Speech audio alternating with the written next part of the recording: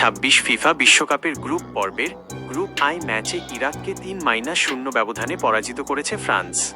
যুক্তরাষ্ট্রের ফিলাডেলফিয়া স্টেডিয়ামে অনুষ্ঠিত এই ম্যাচটি তীব্র বজ্রঝড় ও প্রতিকূল আবহাওয়ার কারণে প্রথমার্ধের পর প্রায় 2 ঘন্টা স্থগিত ছিল।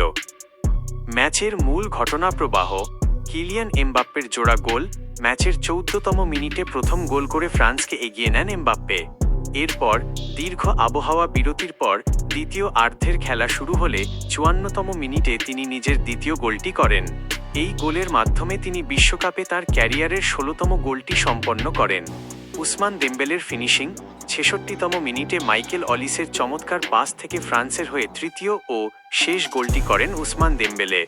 ইরাকের লড়াই: ইরাক কিছু ভালো আক্রমণ তৈরির চেষ্টা করলেও ফ্রান্সের রক্ষণভাগ ভাঙতে পারেনি।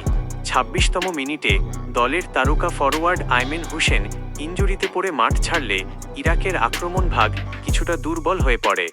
এই জয়ের ফলে ফ্রান্স গ্রুপ পর্বে টানা 2 জয় 6 পয়েন্ট নিয়ে নকআউট পর্বের রাউন্ড অফ 32 দৌড়ে বেশ সুবিধাজনক অবস্থানে রয়েছে। অন্যদিকে টানা 2 ম্যাচ হেরে ইরাকের পরবর্তী রাউন্ডে যাওয়ার পথ কঠিন হয়ে দাঁড়াল।